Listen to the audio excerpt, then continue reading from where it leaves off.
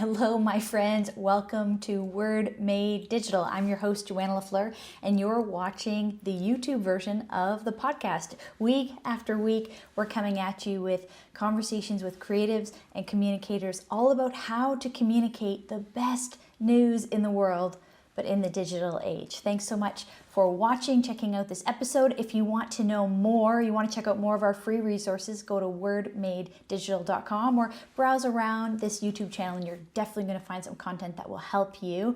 And of course, thank you so much to our sponsors. Compassion Canada and Wycliffe College are making this podcast possible. Enjoy the interview.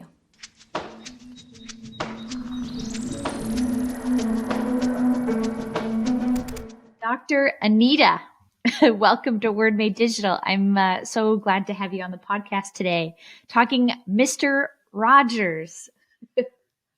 Well, I'm so glad to be here. Thank you so much for the invitation. I greatly appreciate it.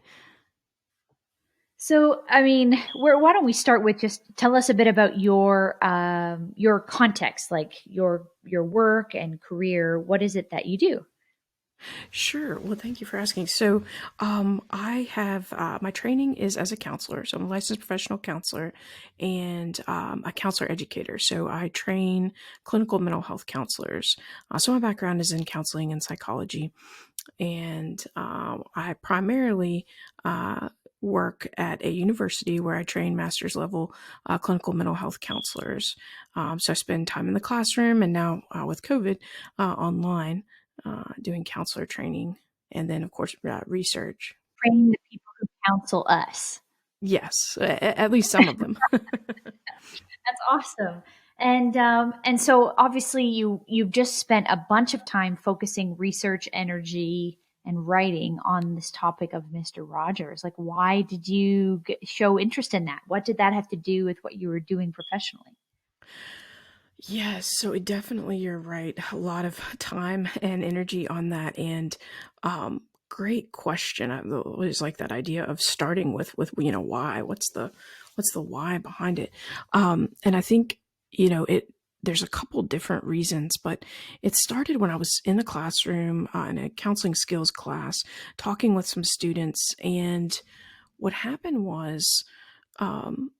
I showed them a video clip, and I don't know if you've seen this one, but there's a clip and it's out there on YouTube where Senator Pastore is talking with Mr. Rogers, or Mr. Rogers is there at the Senate subcommittee hearing in order to advocate for public television because the funding was going to potentially be cut and rerouted to other efforts. And Mr. Rogers was there to make a case to keep his show and his program and PBS, on the air. And so one of the things that happened is he had to address the senator, and the senator was clearly irritated, kind of in a hurry, and he was a self-proclaimed pretty gruff guy.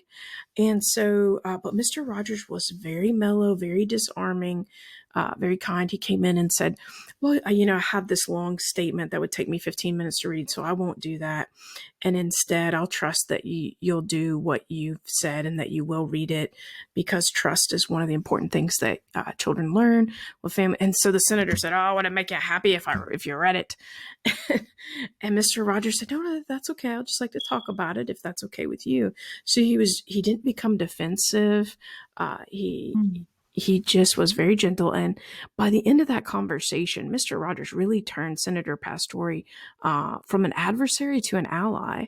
And by the end of it, Senator Pastore was asking questions. He'd become inquisitive. Tell me more about your program. How can I watch it? When does it come on? And at the end of the discussion, and this was about a 7-minute interchange, he said, I think it's wonderful. He said he had goosebumps, and he said, Rogers, you just earned the $20 million. And again, he was a self-proclaimed pretty tough guy. So this was pretty amazing that in that 7-minute interchange, he had that tremendous effect. So I showed this clip to my class, and I asked the students, what was it like for you guys to see this? And then at the end, Mr. Rogers had shared the lyrics to a song that came from a little boy called What Do You Do with the Mad That You Feel? And when you feel so mad you could bite, the whole wide world seems oh so wrong. Nothing you do feels very right. Do you round up friends for a game of tag and see how fast you go? Do you pound some clay or some dough?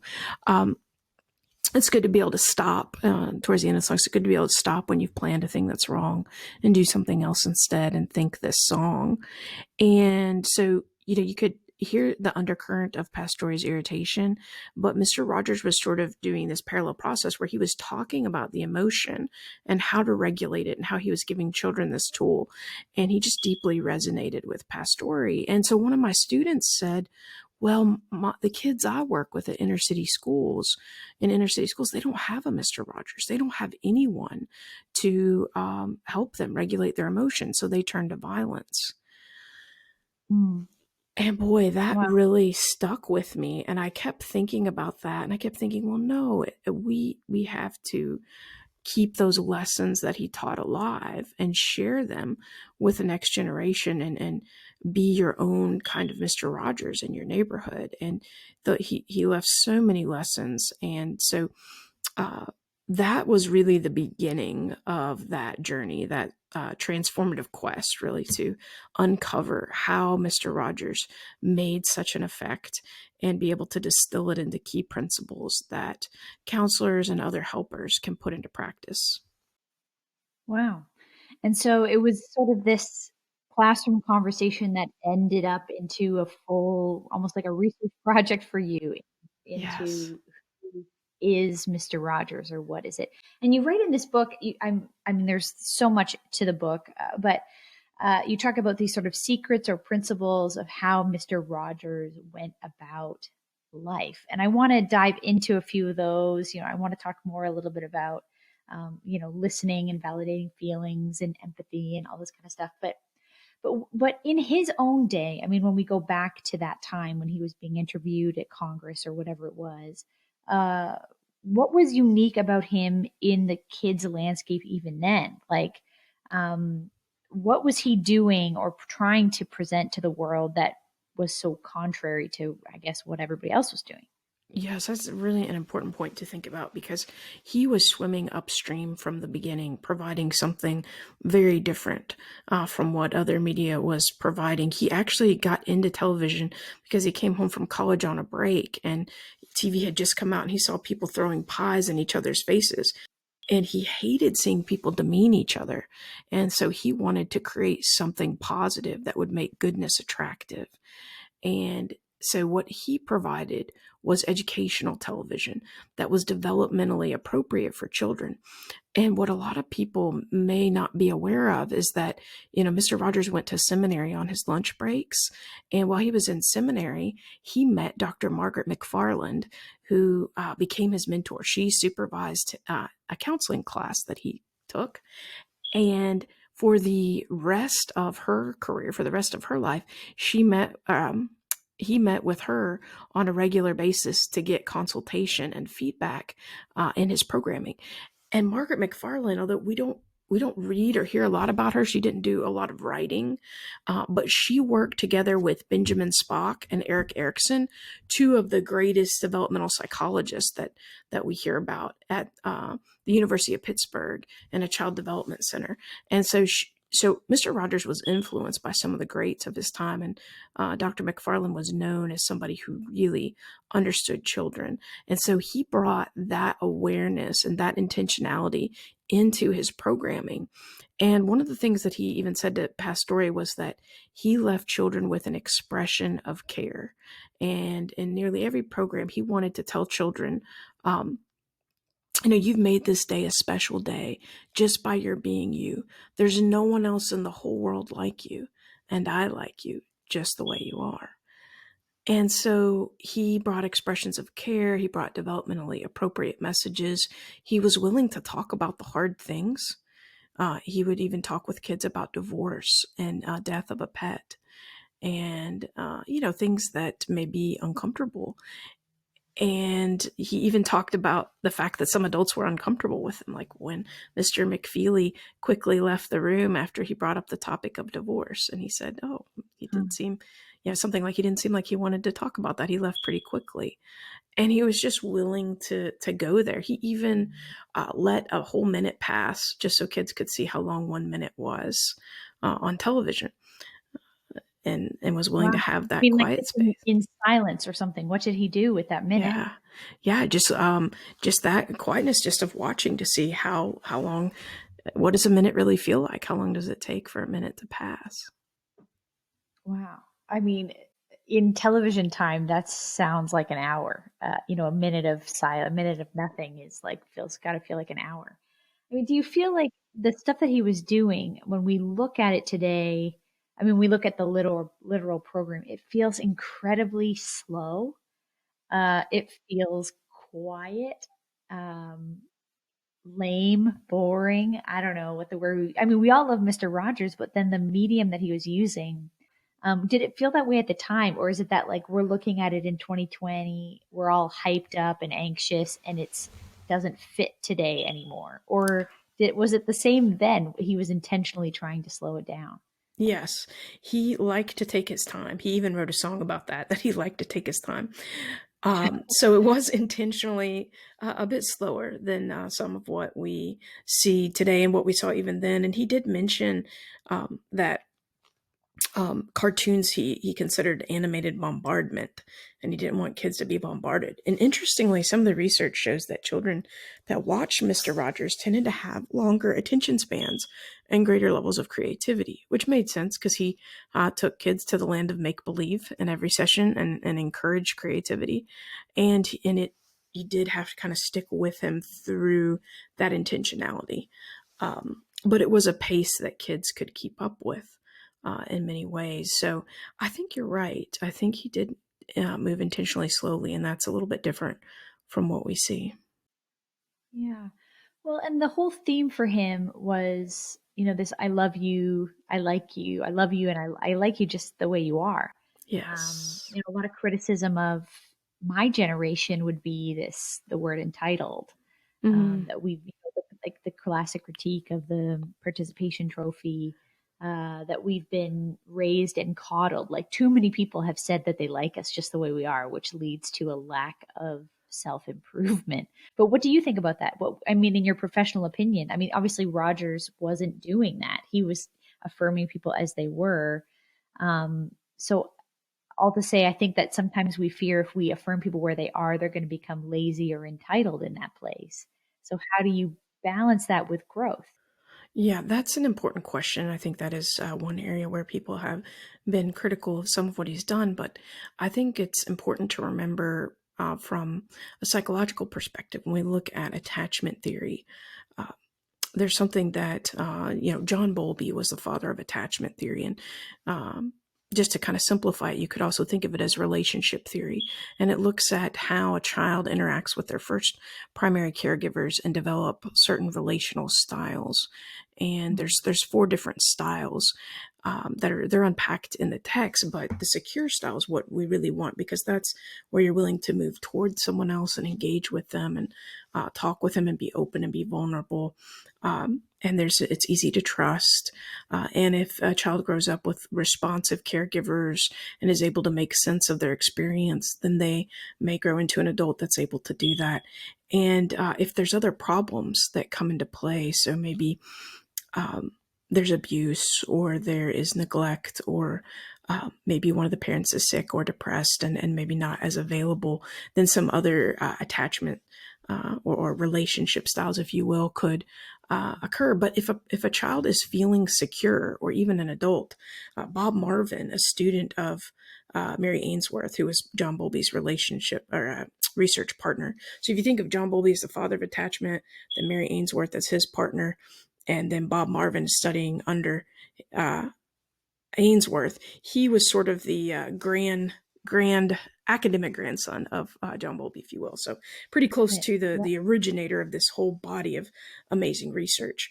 And he developed something called the circle of security that really explains what you're asking about very well. And on the left side of the circle, you can imagine a set of hands, just these nesting hands that represent that safe haven, that secure base. And when a child is feeling safe and secure, they launch out of those hands into the environment and they explore and they engage and they interact. And there's a comic about this that talks about the fully charged indicator wiggle. You know how if you're holding a baby and they become very comfortable and secure, then they start kind of wiggling. They want to go explore, right? That's that exploration.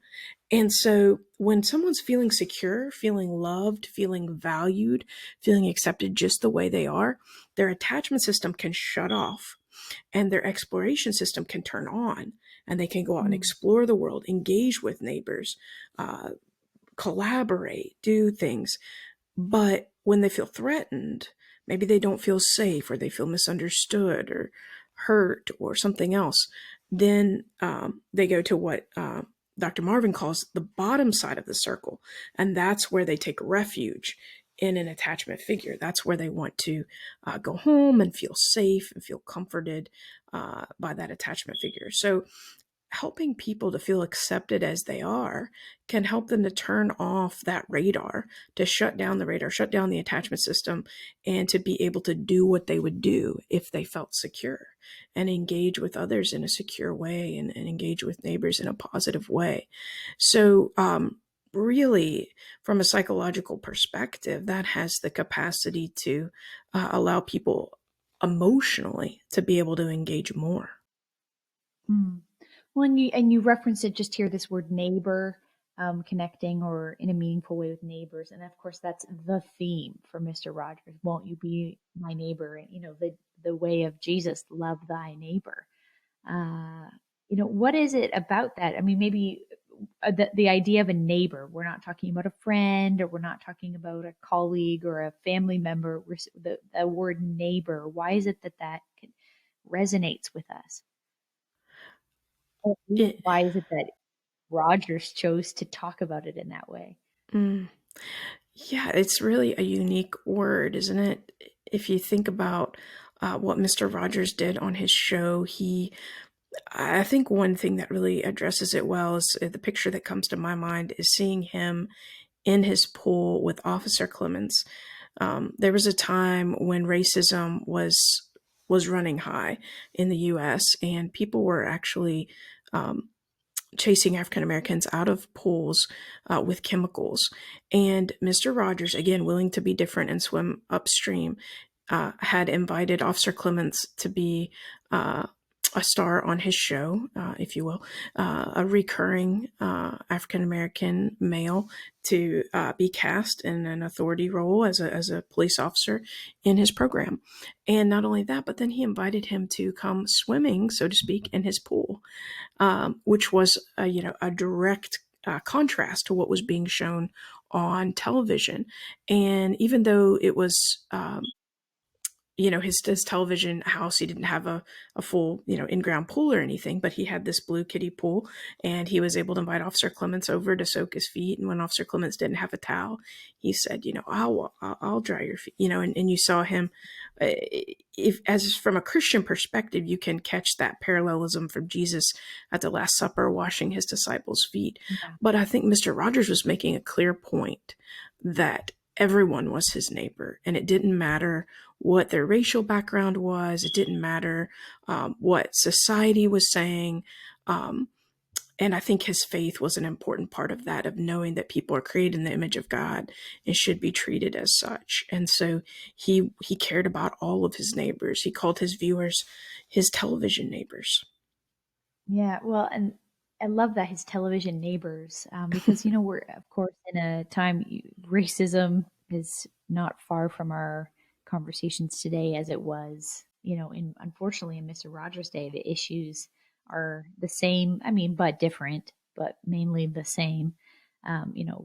Racism, sexism, ableism, the way he engaged with people with disabilities. I think of the scene of him with a boy in a wheelchair, and the boy is Yes. explaining how he uses the wheelchair and how Yes. he's the one who controls it. Like, the wheelchair's cool, but the boy is the one who actually controls it and Right. honors his abilities and his skill in that. I mean, it's just this amazing thing. Yes.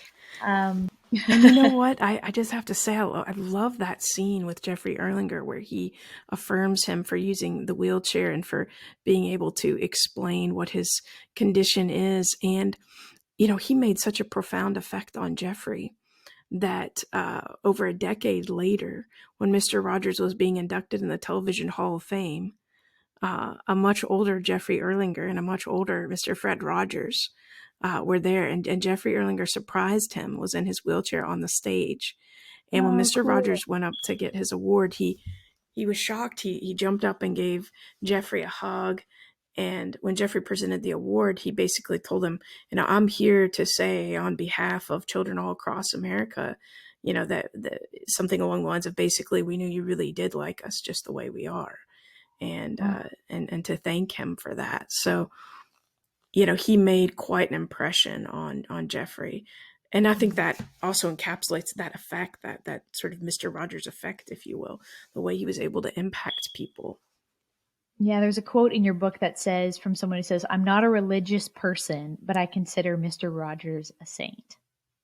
Just he had this Amen. ability to break through barriers that you didn't have to believe the Jesus stuff to admire his amazing life and the values that he was trying to bring to the world. Now, there's this other piece of him that I think is so timely for today. I mean, the culture, the climate, the volatility that we live in, especially on the internet these days, which is something we don't talk about, but we have self-regulation. Yes. He had this amazing ability to acknowledge emotion and control himself. Can you talk a little Yes. bit about that? Oh, he was a genius of emotional intelligence. And I'm so glad you bring that up, because there's a couple different models in the psychological literature on emotional intelligence and the leadership literature.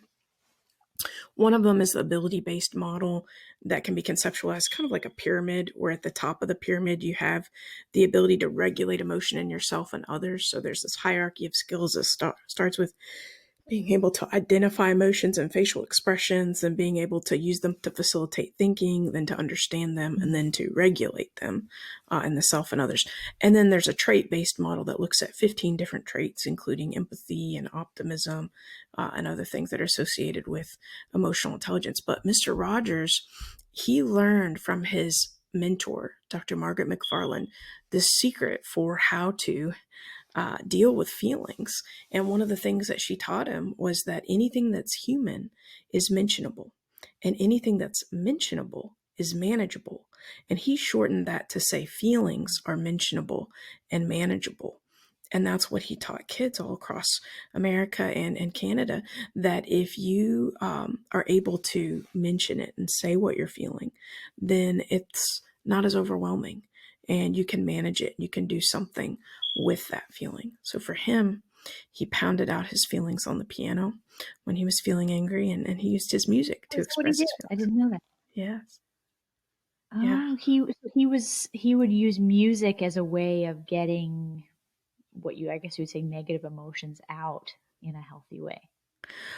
Right. And I do think a lot of people would say like anger is a negative emotion, but I would tend to describe it as an unpleasant emotion, Mm. just because I think all emotions, and what we know about emotions is that they're really designed to help us, right? So anger may tell us that we are feeling blocked from something we want, or maybe that we're perceiving an injustice. And so even though anger feels unpleasant, which we can say, feels negative, uh, but it may be telling us something important. I was reading something recently that talked about, what if we saw stress as this gauge of letting us know how much time we're spending engaging with the things that restore us and bring us joy, rather than this negative um, force to deal with. And I thought, oh, that's a interesting reframe. So he really wanted to help kids feel safe, to be able to talk about that anger, and he used his ability to play it on the piano, kind of pound it out, as an example of something you could do with those difficult and painful feelings. Yeah, I mean, now it feels like, when we have those difficult feelings, angry feelings, people are pounding it out on the computer keyboard, not Mm. the piano. People are, they're typing before they think. They're just blasting out at each other online, and Yes. it's just this cacophony of opinions with very little listening. Right. But one of the things that you talk about as his techniques or principles of life is this idea about listening. Um, so, in a world where so few are, what can we learn from Mr. Rogers? What were some of his techniques of trying to listen in this distracted, noisy time where, I mean, I don't know how, people don't feel like they're being listened to. You're right. Yeah, I like the way you described our times as noisy times. I think we do experience a lot of noise in our world today, and it's 24/7. It could be auditory noise, but it could be email, it could be, spam mail, it could be um, radio advertising, it could be television commercials. We're just on this age of information overload. And so one of the things that Mr. Rogers did was he slowed down and he took time to be reflective. He would help other people to be reflective, and he would sometimes be very inquisitive and ask questions that you wouldn't expect. So the scene that you mentioned earlier with Jeffrey Erlinger in his wheelchair on the set with Mr. Rogers, he asked Jeffrey, "What do you do when you're feeling blue?" And he also shared with Jeffrey what he would do. And then Jeffrey asked him, did that help? And so he was able to almost help people kind of lean into that listening. In an interview with Charlie Rose, initially Charlie Rose was firing off questions pretty quickly. But as you watch the interview, as Mr. Rogers was slow and intentional, Charlie Rose started to slow down too. Hmm. And it was really neat the way he wasn't afraid to kind of change the pace with people and really slow down. The other thing he did is he listened to Dr. Margaret McFarlane, his mentor. And so even though he couldn't listen to all of his television neighbors, he could listen to her and learn to understand the developmental processes that children were dealing with and their developmental needs. So in a way, he came in having listened a great deal to what children need and brought that awareness from that listening into his programming.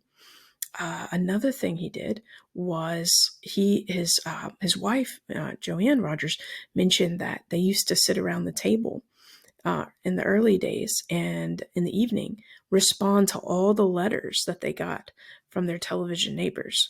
And it's been said that he responded to every letter that he got. I don't know how he did it. I'm sure I would struggle to do something like that. I know it's hard to even keep up with like social media messages, but Mr. Rogers responded to everyone, and he wanted to use that same level of thoughtfulness that they had used. Wow. I mean, even just that. And I love how you continue to say his television neighbors, because for us, our generation, a lot of us we don't have cable TV anymore. We've got streaming services or whatever. So maybe some of us still have cable, but this idea of like the internet neighbor or the social media neighbor, Hmm. that's sort of the modern version. And how is it that we can translate what he did about serving these kinds Yes. of neighbors and listening to them? How I do, love that. That's another brilliant. thing that yeah, another thing that you talk about is a principle for him that is maybe the last one. There's so many that you highlighted. You go through all these principles in the book, but there's this one that you call pause and think. And I bring Mm, that one up again because I think it's another one we're not good at in our instant mm. gratification, instant response culture. Tell me more about his pause and think approach. Yeah, that is really a challenging one, especially in our world today, because everything is so fast paced, as you mentioned, and it is such a noisy world. So to pause and think, I heard from one of my radio friends recently that it's considered dead air on radio when you have a pause. And so it's really hard to encourage that in a world that sometimes doesn't value that he called it white space, the space in the margins around the words. And he believed that, and he shared this in an interview, that he thought oftentimes the white space was even more important than all the text, because that's the space that allows you to kind of pause and think about what you've just read and make meaning of that. And one time he received a letter from one of his television neighbors asking him what his favorite books were, or his top 10 books. And he said that the first book he wound up listing was called The Little Prince. Which there's a whole nother story about that. But another book on his list, of course, was the Bible. He listed the Old Testament and New Testament. And he went on to say that if you wanted to ask him what was the most important book, he would say the Bible. And throughout the Bible, in the book of Psalms, there's a phrase that shows up, and it's Selah, which has been translated by some as pause and think. And so, Mr. Rogers took time. His faith was very important to him. And he did take time to read his Bible and pray for his neighbors each morning, along with his swimming routine and the other things he did to maintain his own health and that I think helped him to do many of the other things that he did.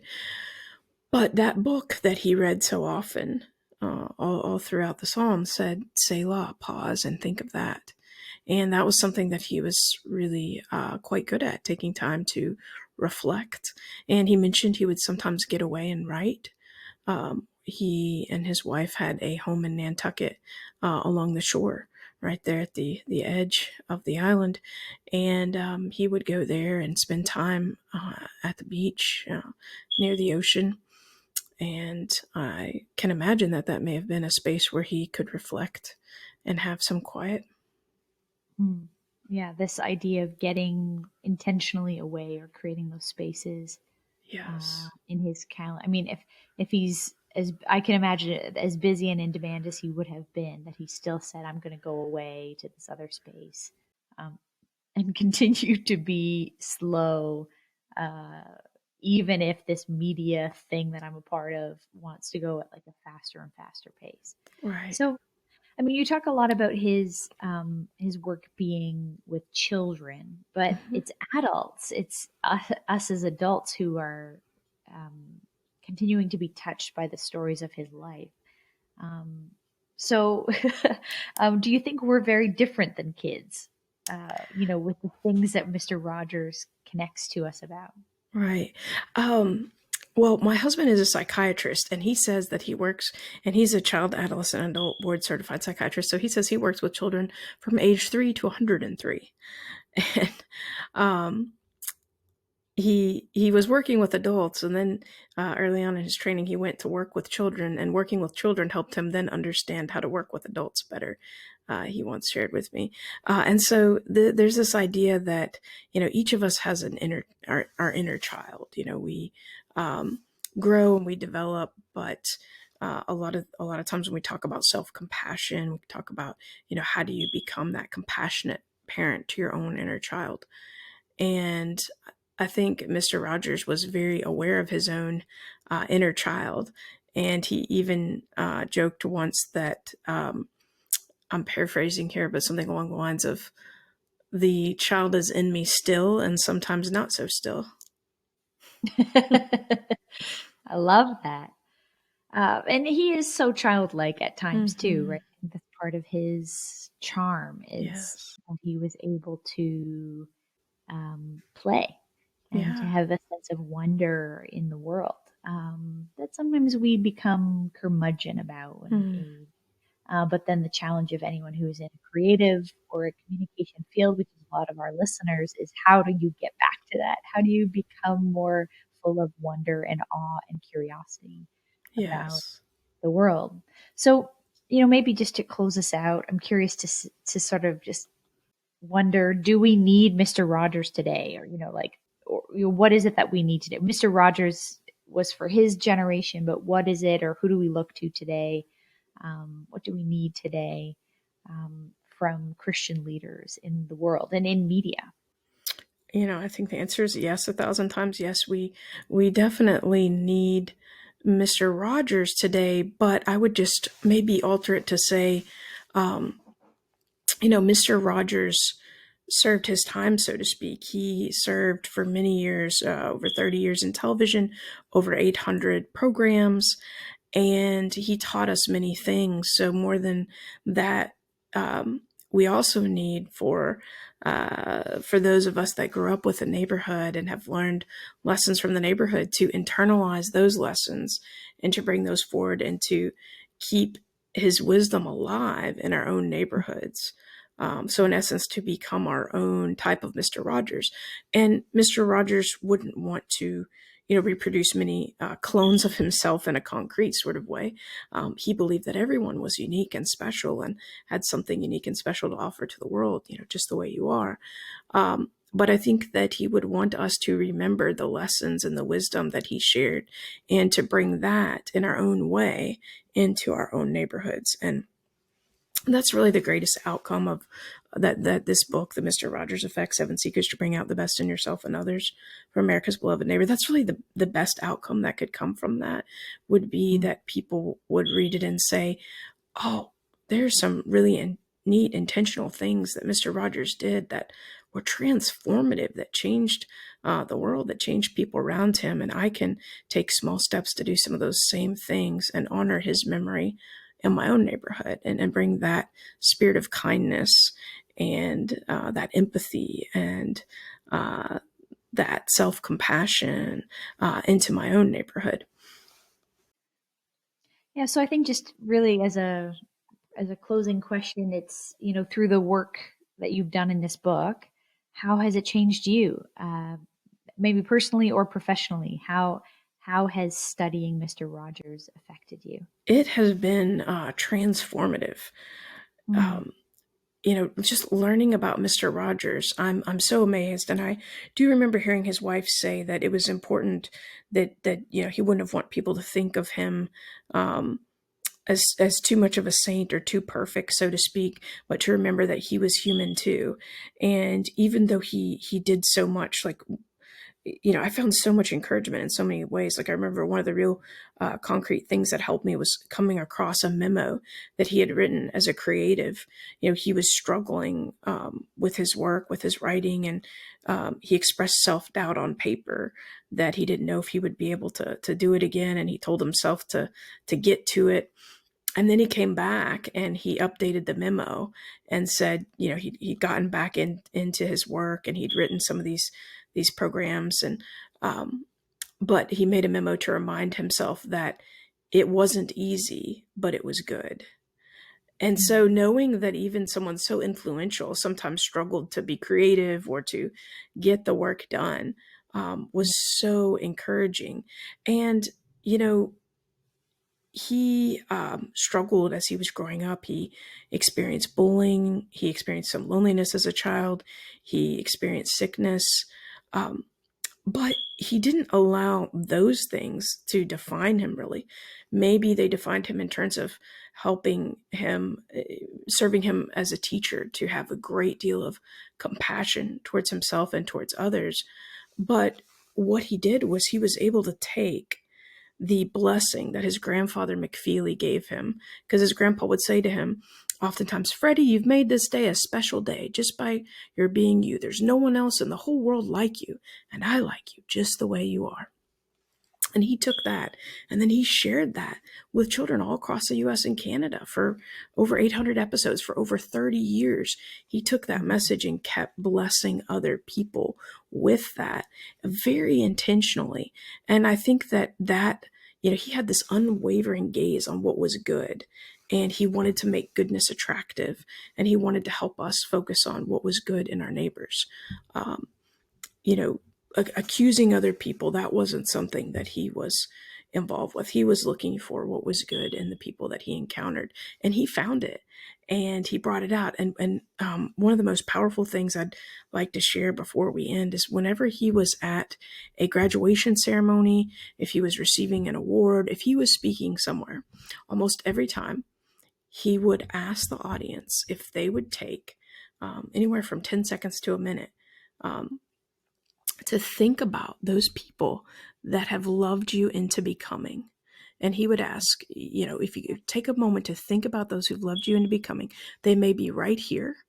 They may be right next to you. They may be far away at a distance. They may even be in heaven. But let's take 10 seconds to think about those people. And then he would keep the time. Yeah, I've seen it. I've seen recordings of that on YouTube or wherever else. It's powerful, this whole little thing that he does with that. It's very emotional. Very powerful. Yes. And he appeals to that part of us, that he brings out the best in us and helps us to remember those who have made a difference for us, who've loved us into becoming. And what I encourage people to think about is as you think about those people who've loved you into becoming and experience that gratitude, which is, I think I wrote more thank you notes than I've the rest of my life, just while reading this book, because his spirit of gratitude was just so contagious. But to also, it's important to think about whose list do we want to be on, right? So when other people think about who loved them into becoming, maybe someone, one of your clients or one of your friends or neighbors thinks about you, and knowing that you can bring that same legacy and that same kindness and that same expression of care that he brought, we can all bring that to our own neighborhoods. And I think that's powerful.